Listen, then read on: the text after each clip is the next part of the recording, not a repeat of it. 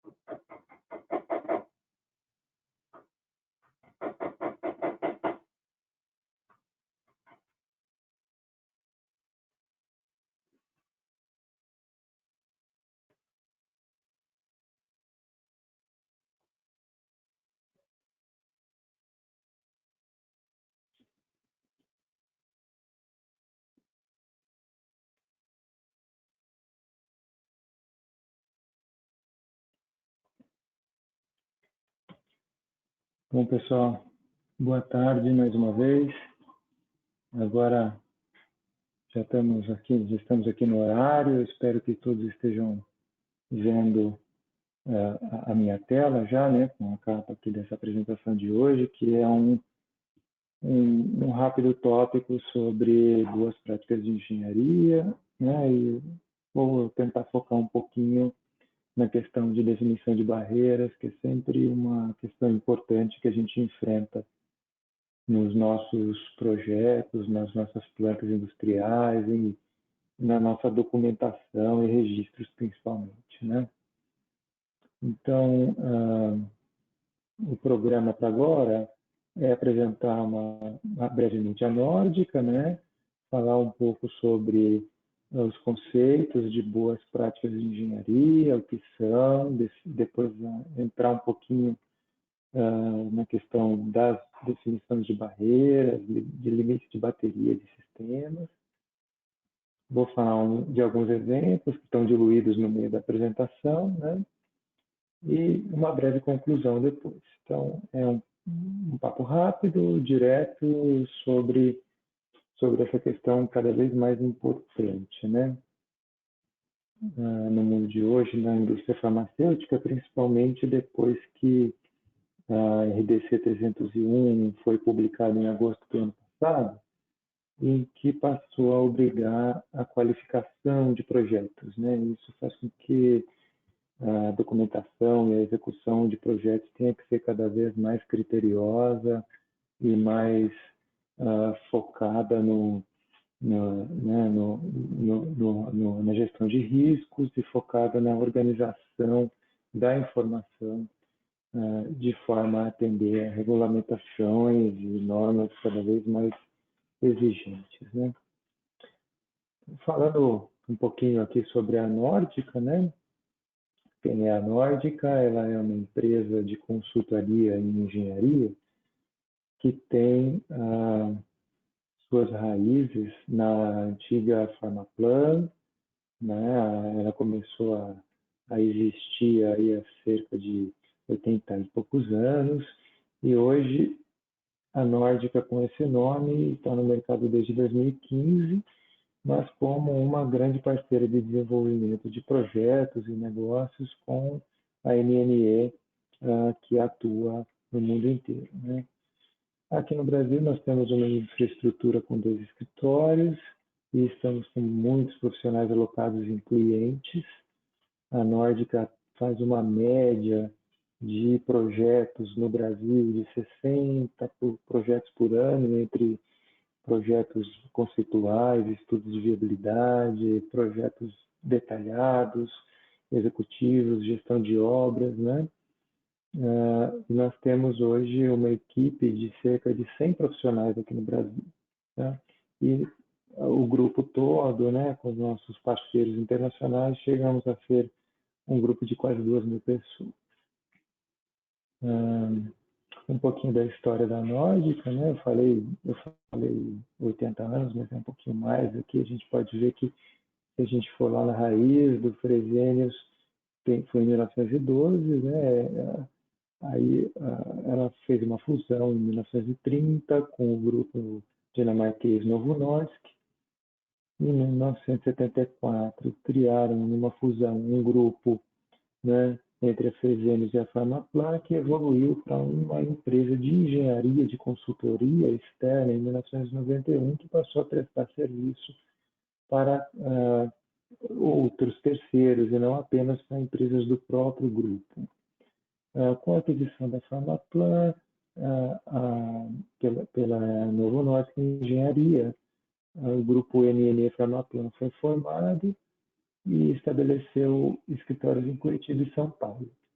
Em 2015, a Nórdica surgiu com esse nome como uma empresa de consultoria em engenharia focada em desenvolver projetos de engenharia e consultoria na área farmacêutica, de biotecnologia, alimentos e bebidas, com toda essa bagagem desse grupo e o suporte desses consultores que trilharam esse caminho até aqui, né? Hoje, globalmente, a Nórdica tem no Brasil, né, dois escritórios, um aqui em São Paulo e outro em Montes Claros, no norte de Minas Gerais, e um escritório na Dinamarca, né, que é a sede administrativa, e globalmente nós temos atuação nessas diversas regiões onde temos projetos que foram em andamento ou equipes que estão alocadas em clientes desenvolvendo obras e adequações, né? Aqui no Brasil, a Nórdica se divide em 4 grupos diferentes, né? O grupo de engenharia, automação, validação e tecnologias avançadas. Dentro de engenharia, a Nórdica desenvolve, como eu havia dito, projetos desde estudos de viabilidade até projetos executivos e acompanhamento de obras, né? Passando por todas as etapas de engenharia, levantamento de custo, orçamentação e desenvolvimento de documentos em desenhos. É importante dizer que a gente trabalha todos os nossos projetos usando a metodologia BIM, e todos eles são desenvolvidos em 3D diretamente. A gente não usa mais a ferramenta de AutoCAD em 2D, porque mesmo que o projeto não tenha sido contratado nessa modalidade, a gente desenvolve em 3D porque o projeto tem um resultado melhor, mais rápido e muito mais confiável, né? Em relação à automação, nós temos uma equipe própria e especializada para desenvolvimento de soluções em automação industrial, uma equipe que consegue desenvolver, junto com os clientes e parceiros, uma avaliação que a gente chama de IMT, que é Índice de Maturidade Tecnológica, onde a gente avalia, né, em qual condição está e em qual adequação está o sistema de automação de cada um, né, frente aos requisitos mais modernos dos conceitos da indústria 4.0. O terceiro grupo da Nórdica é o grupo de validação e qualificação, que atua junto aos clientes, fazendo todo o acompanhamento normativo, todo o processo de validação e qualificação de sistemas, e frente às novas regulamentações Anvisa, regulamentações internacionais, FDA, Europa, Japão, né? Tudo que for relativo à validação de processos, sistemas, a gente tem uma equipe especializada para isso. E no que diz respeito a tecnologias avançadas, nós somos representantes aqui no Brasil da Asahi Tecnologia, que é uma empresa japonesa que desenvolve filtros e ultrafiltros para indústria farmacêutica e processos de altíssima tecnologia nesses sistemas de filtragem. Bom, e quem eu sou dentro da Nórdica? Né? Meu nome é Paulo Joukeski, deixa eu falar um pouquinho de mim, eu sou gerente de engenharia na Nórdica, eu sou engenheiro mecânico e tenho um background de 21 anos de experiência desenvolvendo projetos de engenharia. Eu comecei na área de energia, depois passei a desenvolver projetos na área química, alimentícia, mineração e portos, e ao longo dos anos fui me especializando mais em área alimentícia, química fina, até chegar na farmacêutica, e nos últimos anos tenho atuado mais fortemente nessa área, em diversos segmentos de biotecnologia, vacinas, cosméticos, farmacêutica em áreas de injetáveis, comprimidos, né, orais, sólidos, antibióticos. Então, a gente vem desenvolvendo aí uma experiência grande nesse segmento.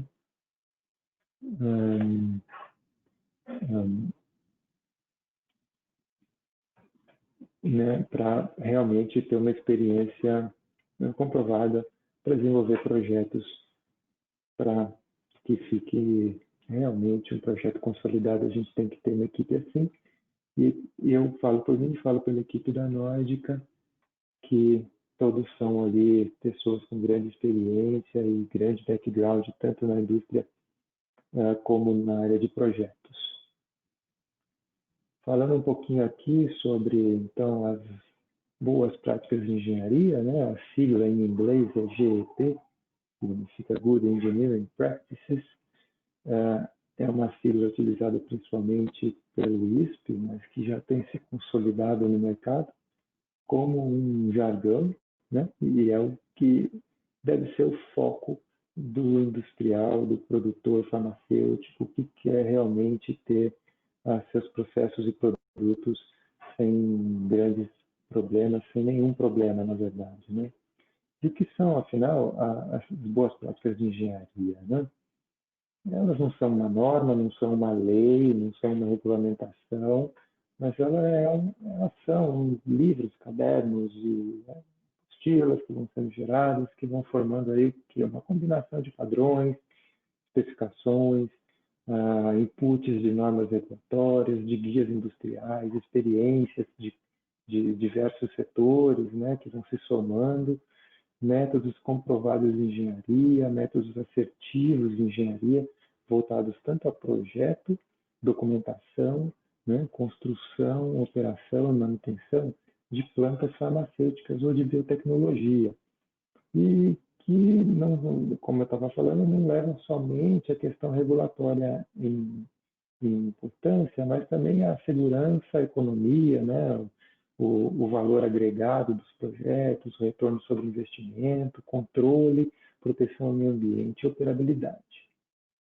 Então, se a gente analisar uma pirâmide aqui, né, como é que a gente posiciona as boas práticas de engenharia, elas estão aqui formando uma das bases da pirâmide, né, abaixo de tudo, porque se um projeto já começa com esses conceitos sendo bem entendidos por todos, todo o desenvolvimento do projeto daí para frente, em termos de documentação, de segurança, de análise de risco, de avaliação de valores, elas já vão estar fadadas ao sucesso, né?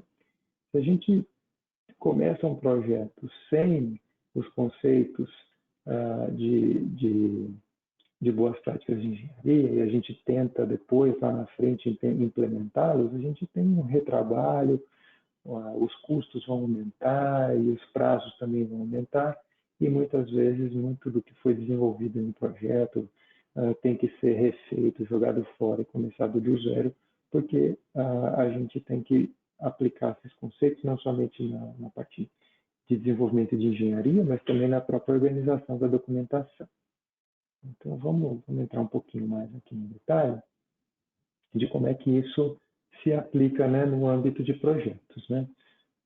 Dentro das atividades de projeto, a gente tem essas atividades de infraestrutura, organização, análise de valor, né, planejamento, monitoramento de projeto, próprio desenvolvimento em si, revisões de projeto, que na ferramenta em 3D, a parte de desenvolvimento de engenharia fica muito mais fácil de se controlar, de se entender, né, a construção, as questões regulatórias que não são referentes a boas práticas, mas que são importantes também a gente considerar, a parte de comissionamento e qualificação e a entrega, né, do projeto da engenharia para o construtor e do construtor para o cliente final, para o dono do empreendimento, né? Aqui algumas práticas comuns, né, entre as atividades de operação e manutenção e as práticas de projeto, né?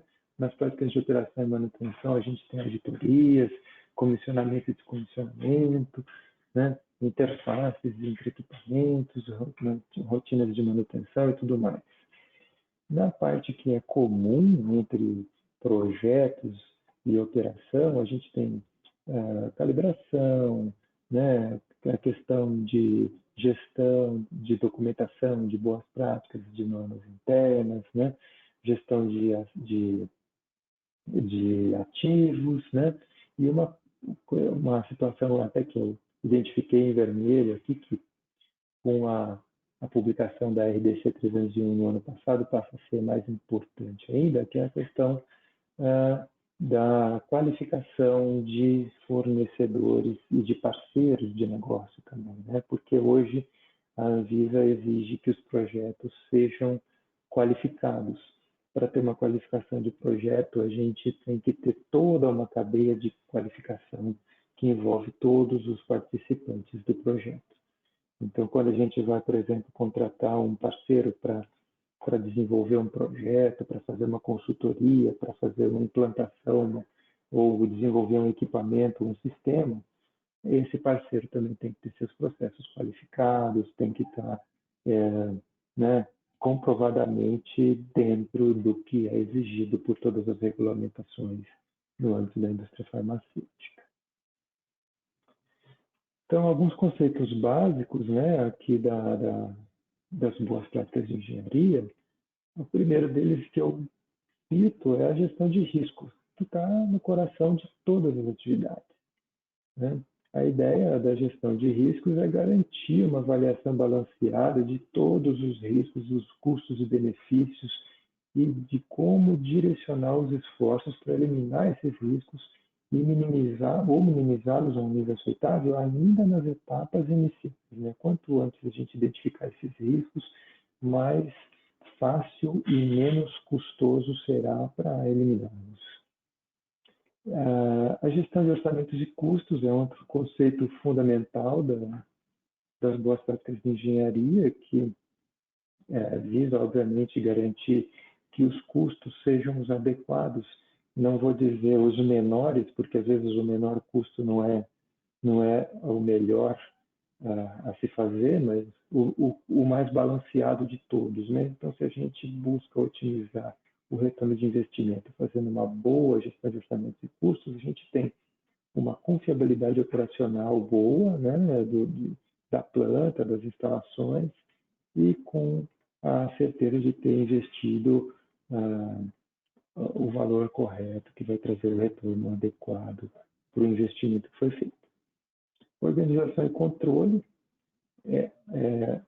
uma demanda das boas práticas de engenharia, e é natural que uma estrutura muito bem definida para organização e controle, equipes de gestão, documentação, guias, procedimentos sejam estabelecidos para que tudo seja estruturado, né? Todos os processos de controle sejam adequados, estruturados ao processo, fáceis de serem alcançados, né? A informação esteja ao alcance de todos e garantia que essa informação que está acessível seja sempre a mais atual e que não se trabalhe de forma alguma dentro da indústria com informações desatualizadas ou que não se encontre algo que se precisa de forma urgente, como os nossos processos são sempre urgentes, então a urgência também fica mais serena quando a gente tem processos organizados.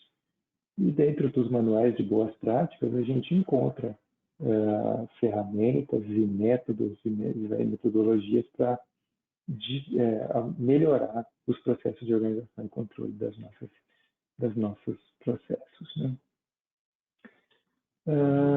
Outro conceito básico é a infraestrutura de processo, de projeto, né?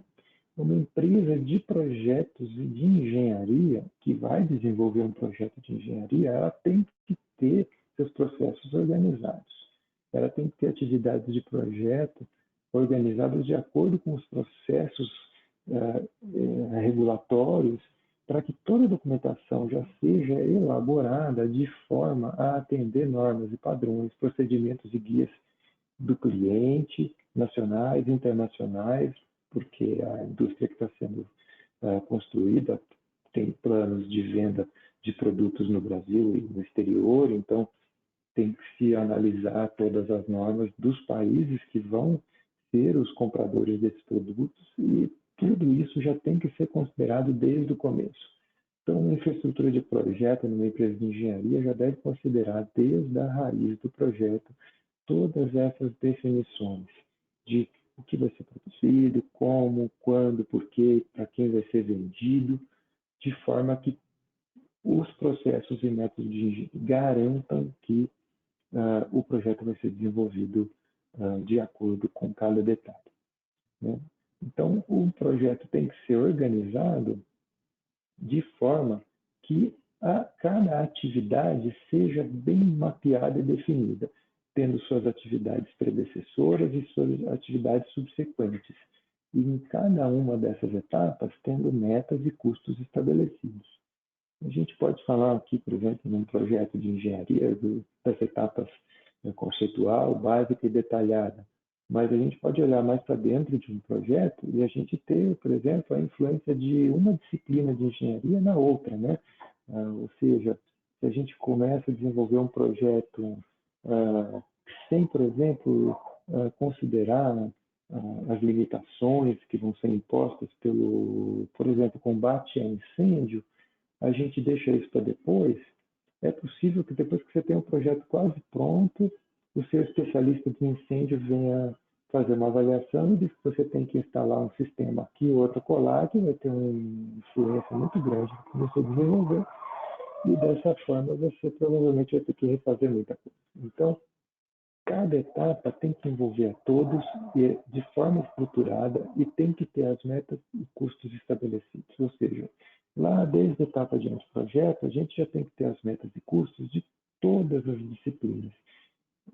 Não podemos deixar para o final do projeto detalhado a entrada de determinadas revisões ou de determinadas especialidades.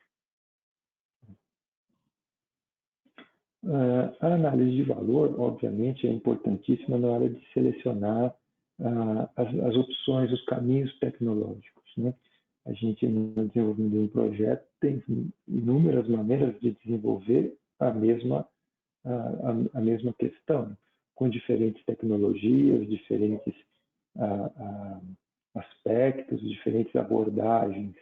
Então, a análise de valor vai ajudar a gente a comparar alternativas construtivas, arquitetônicas, alternativas de equipamentos e até mesmo alternativas de localização. Se você for fazer uma análise de valor desde o começo, fazendo uma análise, por exemplo, logística de onde é o melhor lugar para você instalar sua nova unidade produtiva, pode ser que não seja no terreno ao lado da sua atual, mas sim mais perto de um aeroporto ou de um porto que você vai usar como canal de recebimento ou expedição de matérias-primas ou do seu produto. Ou até mesmo uma produção just-in-time dentro de um cliente, né? Se você é um fornecedor de embalagens, você pode querer ter uma linha de embalagem dentro do seu cliente, que é o fornecedor de um medicamento, por exemplo. Então, essa análise de valor ajuda a gente tanto a posicionar geograficamente a nossa nova instalação, como também a selecionar as melhores soluções para cada etapa e para cada área do projeto, para cada equipamento, até mesmo nas áreas de tecnologia, se vale a pena ou não partir para uma indústria 4.0, ou se os processos semi-automatizados são mais interessantes nesse determinado momento e no futuro próximo, né? Outro conceito básico interessante aqui, que a gente tem que levar em conta cada vez melhor, a gente tem cada vez mais ferramentas para isso, são as opções as questões de planejamento e controle.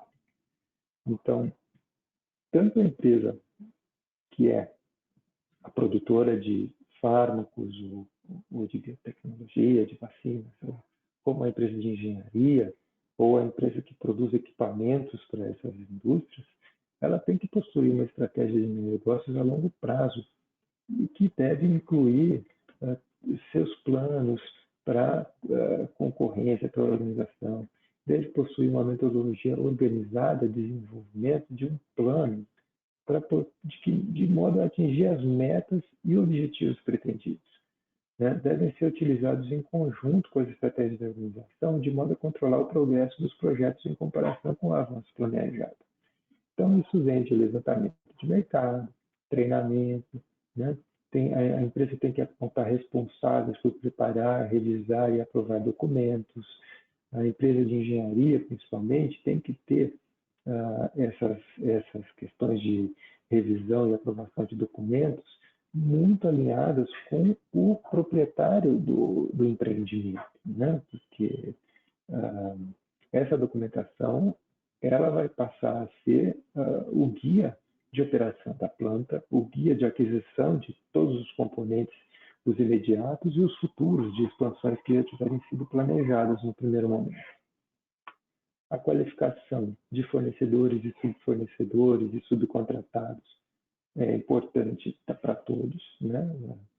Como eu disse antes, para o empreendedor e também para o consultor de engenharia, porque se o consultor de engenharia trabalha com uma equipe que não é qualificada para atender projetos nessa área farmacêutica, vai trazer soluções que depois não atendem regulamentação por um detalhe ou outro, que vão gerar custos muito grandes e atrasos muito grandes em etapas futuras. A empresa tem que estar consolidada nas suas práticas de auditoria, que são importantíssimas, tanto as auditorias de documentos, como as auditorias técnicas, né?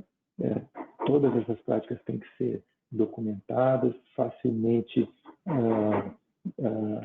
catalogadas para serem facilmente consultadas, né? E essas auditorias têm que trazer resultados de forma a melhorar os processos, melhorar os padrões da empresa e o desenvolvimento de novas guias, novos procedimentos que vão tornando a empresa cada vez mais ágil, cada vez mais flexível para esse mercado de hoje e cada vez mais comprometida com o atendimento à sua missão, seus valores e a sua visão de negócio. E, obviamente, as boas práticas de documentação fecham esse ciclo, porque tudo isso que eu vim falando até agora, nesses itens aqui, se não for muito bem documentado, se perde com o tempo, se perde com o vento e de nada adianta. Né? Bom, dentro de um projeto de engenharia, então, o que a gente pode falar sobre o desenvolvimento de projeto? A empresa deve possuir projetos estruturados para o desenvolvimento de projetos, para atingir uma ótima situação entre o valor do projeto, né, um balanço ótimo entre o valor do projeto e o escopo pretendido, né? Uma subprática, de acordo com o manual, o guia do ISP para as boas práticas de engenharia, são os requisitos de usuários. Eles são a peça-chave, a peça fundamental de qualquer projeto de engenharia. O requisito de usuário tem esse nome, né, User Requirement, ou URS, na sigla em inglês. Ela é como se fosse a receita do bolo. Ela é a base de tudo, é a especificação do que se pretende fazer. Ela tem que ser desenvolvida com métodos estruturados. Ela tem que ser desenvolvida em conjunto por todas as áreas da empresa. Todas as áreas têm que estar envolvidas. Ela tem que contemplar os requerimentos operacionais, escopo, limites de sistemas. Eles têm que ser elaborados de forma que sejam claros, objetivos e muito fáceis de se entender e de se editar.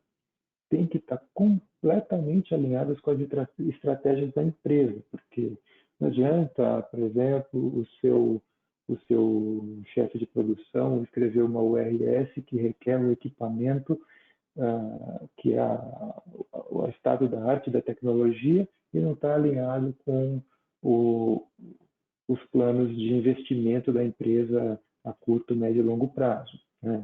A gente já começa a ter um conflito aí. Por isso, o envolvimento de todos é importante, em termos de planejamento de custo, planejamento de estratégia de produção, planejamento de expansões, né? Porque quando você vai fazer uma URS, um requerimento desse, ele já tem que mostrar que você tem planejamento de expandir aquela sua capacidade. Se existe esse planejamento, isso já tem que estar claro, porque teremos aí o envolvimento de departamentos financeiros, tecnologia e acionistas das empresas.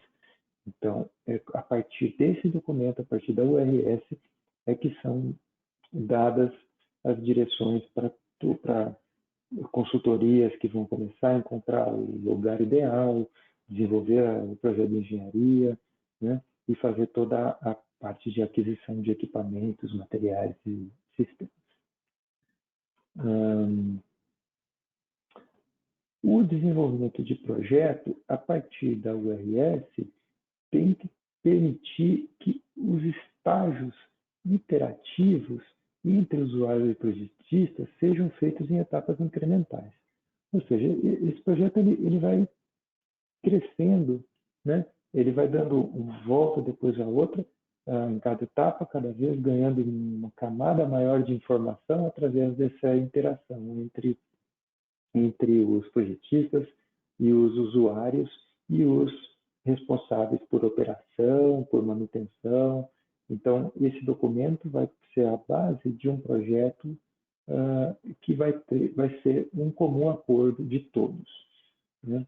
Então, as etapas nas quais o projeto deve ser realizado devem variar conforme o tipo, escala e o risco associado, né? Pode ser que um projeto muito pequeno ele seja simplesmente a aquisição de um novo equipamento que não requer grandes instalações. Então, você faz um projeto dentro de um projeto básico, detalhado, você já consegue desenvolver essa aquisição. Mas se é uma ampliação que envolve construção, adequação de sistemas de utilidades, validação, né, de novos equipamentos, de novos sistemas, talvez esse projeto tenha que começar numa etapa de conceito para avaliar esses impactos, aí se passa para um projeto básico, para um projeto executivo. Então, essas etapas de projeto são definidas de acordo com a complexidade do que tiver definido na URS. Então, aqui as etapas, né, que a gente tem aqui para execução de um projeto de engenharia são essa começa no início, que são a definição de metas, estratégia da empresa, o que vai produzir, como vai produzir, onde vai produzir, e a elaboração das das especificações de requisitos de usuários para começar esse projeto, seja ele uma implantação nova, seja uma adequação, seja uma ampliação de capacidade de uma linha de invase, de embalagem, ou seja o que for. Então, a partir do momento que você tem a ORS, definiu as metas, vai feito esse alinhamento entre todos os stakeholders, todos os envolvidos, né? Conforme o plano de negócio da empresa, definição de orçamento, aí toma-se a decisão. Go ou no go? Né? Esse projeto tem risco aceitável, tem valor de investimento aceitável, a luzinha verde vai se acendendo até que ela se confirme. Agora, se as avaliações de alinhamento vão acendendo cada vez mais a luzinha vermelha do no-go, pode ser que o projeto morra logo nessa etapa e volte para uma reavaliação de conceito, uma reavaliação do que foi especificado na URS para talvez numa nova análise ele conseguir seguir em frente. Aí onde você começa a avaliar frente às boas práticas, né, de fabricação, de engenharia, de armazenamento, todas as boas práticas, né, vigentes na indústria farmacêutica, você avalia novamente os riscos de impacto e segue para uma verificação, para o desenvolvimento, né, de documentação e aceite do projeto. Aqui, a etapa de execução, a gente já está falando, então, em estabelecer o desenvolvimento de documentação que vai ser desenvolvida para a construção, que já são, então, os desenhos que vão ser utilizados, né, para orçamentação de obra civil, as especificações, folhas de dados de equipamentos e de sistemas que vão ser utilizados para orçamentação, compra e instalação de todo o projeto, né? Então, o projeto ele tem um fluxo, assim, em algumas desses caminhos você pode ter um retorno aqui para a etapa anterior, um reciclo da informação, né? Um retrabalho, até que você chegue finalmente aqui na etapa de execução e possa cortar a sonhada fita de inauguração, sabendo que está tudo em ordem. Então, depois que a gente começa a desenvolver um projeto de engenharia, eu vou focar um pouco essa apresentação aqui, porque é impossível a gente falar em pouco tempo de todas as recomendações que o ISP tem para o desenvolvimento de projetos, de todas as regulamentações. Eu vou focar um pouco aqui, então, na questão de definição de barreiras ou limite de bateria, como alguns costumam chamar, né? Então, aqui a gente fala do escopo de um projeto ou de sistemas, né? Mas um escopo qualquer, seja de um projeto ou um sistema, ele deve ser desenvolvido, dividido em cápsulas menores, né? Sejam sistemas ou subsistemas discretos, para facilitar o desenvolvimento e o controle desse projeto. Isso vai permitir que a gente faça uma avaliação do impacto de um subsistema, de seus componentes. A gente vai facilitar o desenvolvimento de projeto e, em termos de segurança, contra a contaminação direta e contaminação cruzada, né? Vai estabelecer uma definição clara de o que é um sistema para quem for fazer a auditoria de qualificação e validação, né? E vai prover uma definição clara de limite de fornecimento na hora de comprar alguma coisa, né? Então, por exemplo, né? O que é um sistema? É uma organização de componentes de engenharia com funções definidas e específicas. Cada sistema deve ser definido de forma clara, né? Nesse exemplo aqui do lado, é um croquis de um tanque de fermentação com sua válvula de fundo e onde você tem um sistema 2 que pode ser um tanque de mistura ou um outro equipamento qualquer que esteja ajudante do seu fermentador. Quando você vai qualificar, né, o seu auditor chega para qualificar esse sistema, até onde ele vai, né? A válvula que está no fundo do tanque do fermentador, ela faz parte do sistema? Ela deve fazer, nesse caso, que eu sugeri, porque ela está em contato com o produto e com o fermento que está lá dentro, né? Então, como a gente faria aqui para comprar esse sistema, para qualificar esse sistema, para validar esse sistema e até mesmo para instalar um sistema de controle, automação isso aqui? A gente pega toda essa área que está em azul aqui e chama ele de sistema 1. Então, ele é o fermentador e a sua válvula de fundo. Mas aí as conexões de tubulação, juntas, vedações, na alimentação desse tanque também, elas têm que ser especificadas para serem fornecidas junto. Você não vai esquecer de nada. Se você comprar dessa forma o seu equipamento, ou se você fizer o seu projeto, a documentação dessa forma. Você sabe, por exemplo, na hora que montar isso aqui, você já está com todo o material de vedação compatível aqui com o seu tanque, com o bocal, com a furação dos flanges de conexões aqui de triclamps, o que for de junta já está fornecido aqui. Então, quando o seu sistema de tubulação vier conectar aqui, ele não vai ter que trazer nada. Ele já vai estar tudo pronto aqui. O sistema de automação vai estar controlando toda essa parte que está marcada em azul.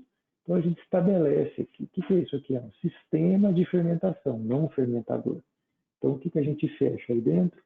Né? Esse sistema, a gente isola tudo que precisa para esse sistema funcionar de forma autônoma, independente do próximo sistema. Dessa forma, a nossa documentação é desenvolvida, né, focando aqui em cada um desses sistemas. Como eu já disse, você pode escolher se você, né, vai colocar a válvula de fundo e as conexões aqui, junto com o seu reator ou junto com o que vem a jusante, né? Ou seja, se isso vier a jusante, a sua especificação de montagem de tubulação vai ter que contemplar essas válvulas, conexões juntas. Mas você tendo um sistema organizado de documentação, de execução de projeto, você tem certeza que não esqueceu de nada, que não vai chegar lá na sua obra e vai estar faltando um O-ring, vai estar faltando um anel de vedação, ou vai estar faltando uma válvula inteira, ou um trecho de 1 metro de tubulação. Então, você estruturou claramente desde o seu início do seu projeto, e com isso você tem uma execução muito mais tranquila. E na hora de fazer a validação e qualificação do sistema, o seu auditor já sabe até onde ele tem que olhar para você ter tranquilidade de que a validação e a qualificação vão ocorrer de forma rápida e segura. Outros fatores que a gente tem que considerar sobre um sistema, né, em relação à adequação às normas, às boas práticas de manufatura, as boas práticas de engenharia, dizem que você tem que considerar o quê? Se ele tem impacto direto ou indireto sobre o produto. Porque se ele tiver impacto indireto, por exemplo, né, você pode combinar, você não precisa validar sistemas de impacto indireto. Então, você pode reduzir seu custo de documentação, por exemplo, fazendo uma única especificação técnica que contemple 3, 4, 10 capelas que vão ficar numa mesma sala, uma sala que não seja qualificada, né, uma sala que não tenha contato direto com o produto. Você pode especificar num único documento, validar, né, como um único sistema. Por isso você reduz seus custos de controle de documentação, de execução de documentação de compra, de processos de compra, né? Você pode também reduzir o tamanho de um sistema que requer a validação, né? Por que é interessante você fazer isso? Porque se você tiver, por exemplo, no exemplo que eu estou dando aqui de um sistema de ar comprimido, se você não tiver subsistemas desses sistemas de ar, o dia que você instala um subsistema de distribuição que entra em contato com o produto, você tem que requalificar o seu sistema de ar comprimido inteiro. Se você gera um subsistema, né, você tem o seu anel, você instala uma válvula de bloqueio e um vaso de reservação de ar comprimido dedicado para um determinado processo da sua empresa em que aquele ar pode entrar em contato com o produto. Então, a partir do momento que você vai fazer uma reforma, uma recapacitação, uma ampliação desse sistema, você não tem que revalidar todo o seu sistema de ar comprimido, somente aquele loop que leva daquela válvula de bloqueio até o seu ponto de uso. Então, você reduz o seu custo, o seu tempo de validação e até mesmo, novamente, o custo de documentação que você tem que revisar e refazer para instalar uma simples ampliação de ponto de uso. A identificação de uma parte de sistema que pode ser mais suscetível à alteração futura também é interessante, né? Falando aqui de um sistema de água purificada, se você dividir num sistema de geração e um de reserva e distribuição, você já está facilitando a sua vida da mesma forma que eu falei anteriormente.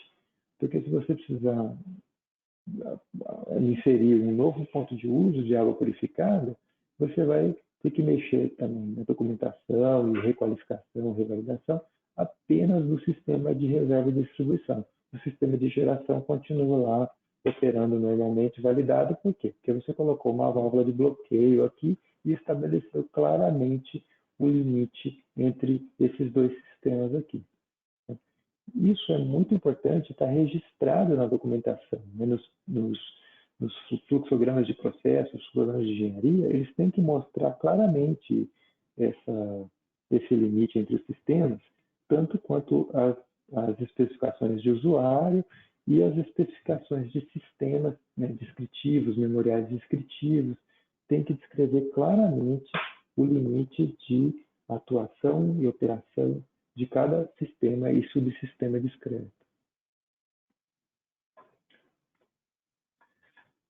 Como é que a gente faz isso, né? A gente analisa as utilidades, né, que podem ter impacto direto ou impacto indireto.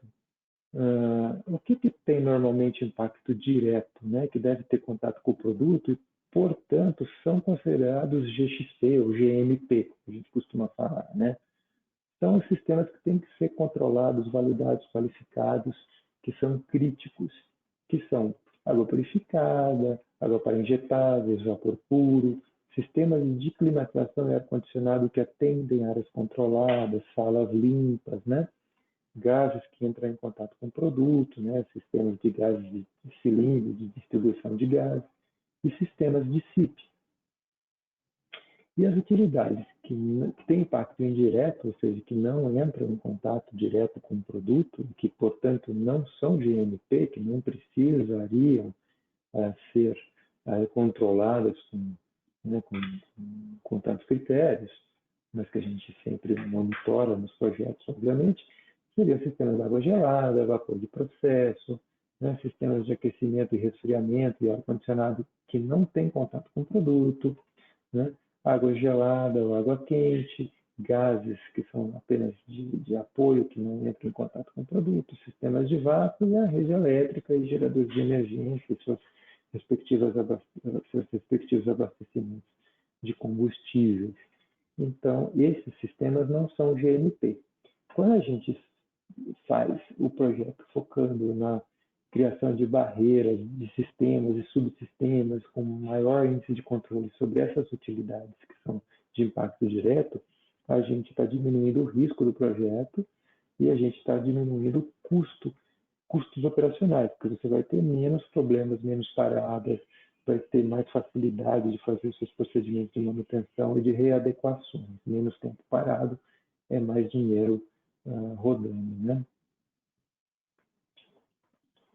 Então, a gente pode usar como ferramenta, né, uma sugestão das guias de boas práticas de engenharia, é criar uma árvore, uma estrutura analítica, um mapa analítico, ou até um organograma dos sistemas e identificar, né, de uma forma visual e simplificada, que vai facilitar a vida de fiscais, de auditores e até mesmo de operadores, de quais são os seus sistemas que são GMP e quais não são GMP.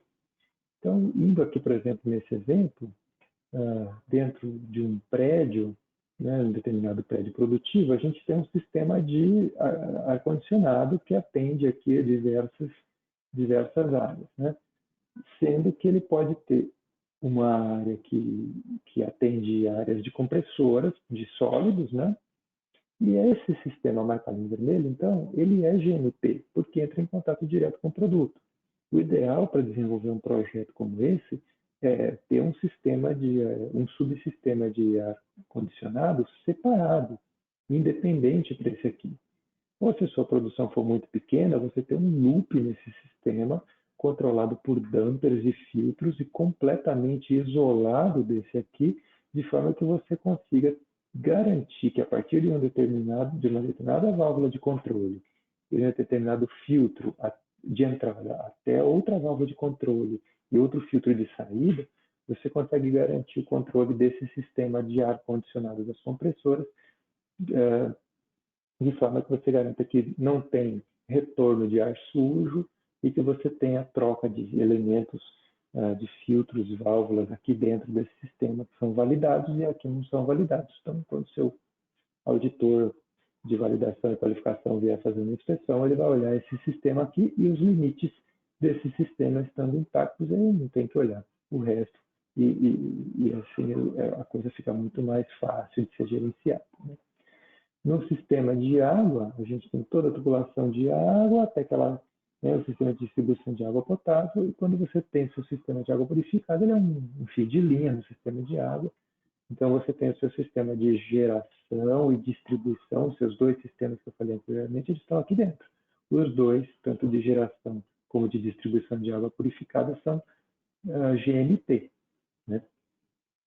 A rede elétrica também é GNP, áreas de apoio, você já mapeia que não tem que ter essa preocupação com ser GNP. E nas áreas de estrutura, né, a gente sabe que a área de compressora é GNP. Então, quando você vai fazer a parte de projeto arquitetônico, toda essa área produtiva, ok, não é GNP. Quando você entra na sala de compressoras, você sabe que você tem que qualificar o seu acabamento de parede, de piso, seus painéis, divisórias, juntas de ligação de portas, sistema de iluminação, né, elétrica. Às vezes você tem que ter sistemas fáceis de manter e de limpar, que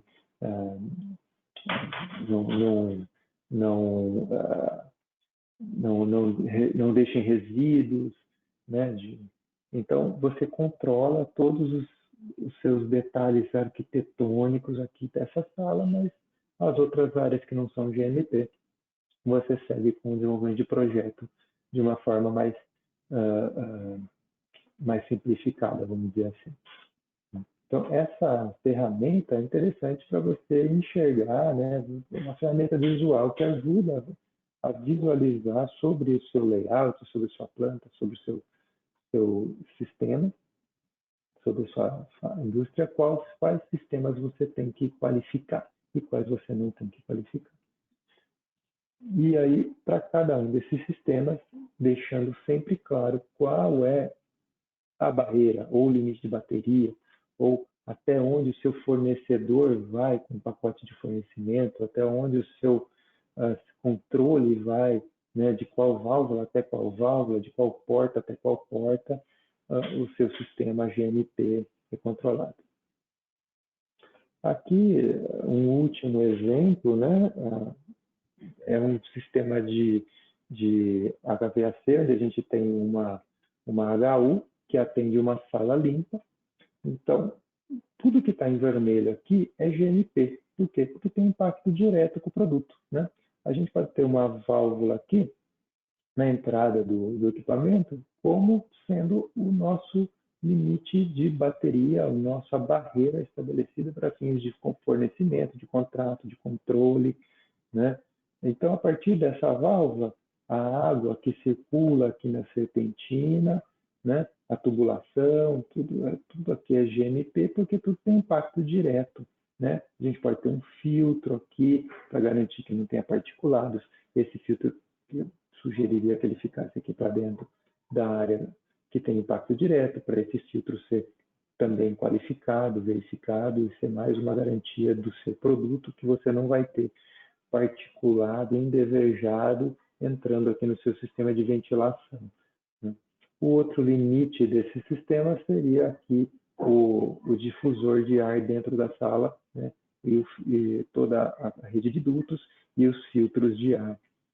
Dessa válvula aqui para trás, todo o seu sistema de água gelada não tem impacto direto com o produto, então ele pode ser considerado não GMP. Então, você tem uma outra abordagem sobre a documentação aqui e sobre custos, né, de equipamento e tudo mais. Então, é importante definir isso, porque até mesmo aqui, se você classificar esse tanque de água gelada como GMP, você vai ter uma documentação mais cara para esse sistema e você vai ter que comprar um equipamento com, às vezes, uma especificação técnica que não seria requerida em termos de materiais e acabamentos, né?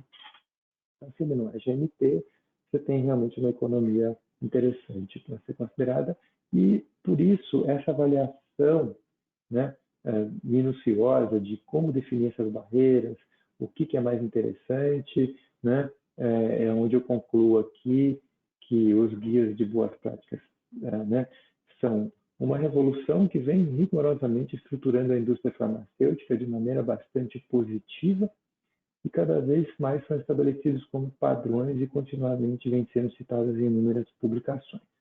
Então, eu coloco como conclusão principal que buscar uma empresa de engenharia, um parceiro de negócios, fornecedores de equipamentos qualificados para desenvolver os seus projetos GMP é fundamental para obter os melhores resultados.